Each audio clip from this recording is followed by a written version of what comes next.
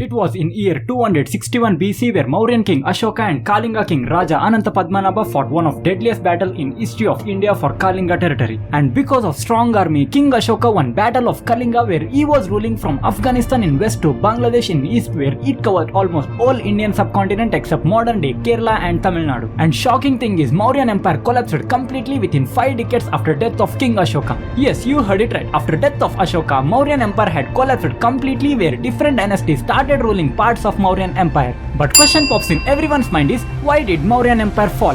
What are the main reasons for collapsing Mauryan empire? And what happened after collapsing Mauryan empire? For next 4 minutes, I am going to tell you interesting facts about fall of Mauryan empire which changed history of India. Stay tuned and watch full video.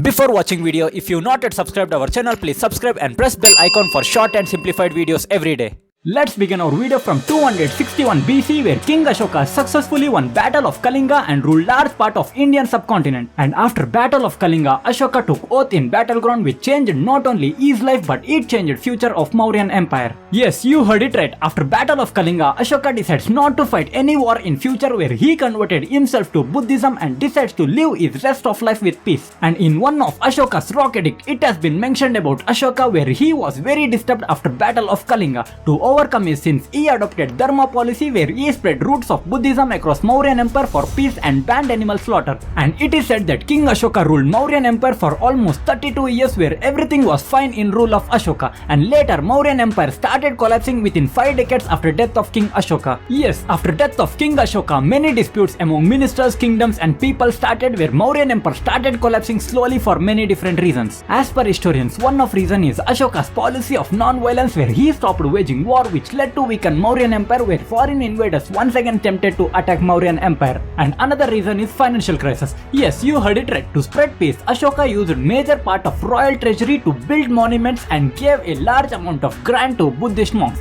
And one should remember that Ashoka built 84 Buddhist monuments across India. And not to forget, Mauryan empire had huge army where bureaucrats failed to maintain its expenditure and financial payment where it created financial crisis in Mauryan empire. And powerful kings like Chandragupta Maurya and Ashoka were controlling administration of entire Mauryan empire so well that there was very less misrule in parts of Mauryan empire. And one of Kalinga rock edict shows that without knowledge of Ashoka, there was obsessive rule in few parts of Mauryan empire where officers and bureaucrats used to torture public. But when Ashoka got information about misrule, then he felt very much concerned about provinces and asked officers not to torture townmen without reason. And one should remember that after death of Ashoka, 6 kings ruled Mauryan empire for almost 52 years where successors of Ashoka could not carry burden of huge empire. And again, officers and bureaucrats started misrule because of weak kings, so as per historians, it might be one of main reason for fall of Mauryan empire. And not to forget, last king of Mauryan empire, Birudrath, was assassinated by his own army commander Pushyamitra Sunga and established Sunga dynasty. And from the time of Chandragupta Maurya to King Ashoka, no foreign power could invade India from northwest because there was strong army in borders which feared foreign invaders. After death of Ashoka, Mauryan empire split into two halves, that is western and eastern parts of Mauryan empire where partition weakened empire to such an extent that Indo-Greeks such as Sakas and Kushanas attacked and established their kingdoms on Indian soil. Not just Sakas and Kushanas but many kingdoms in Indian subcontinent started ruling independently because of weak Mauryan kings. Whatever might be the reason, we cannot forget period of Mauryan empire which left greater impact in history. And also Mauryan empire is first to unite parts of Indian subcontinent into Akhand Bharat. And even today, greater personalities like Chanukya, Chandragupta Maurya and Ashoka is remembered and glorified for their achievements. So that's the end of short and simplified story about fall of Mauryan empire.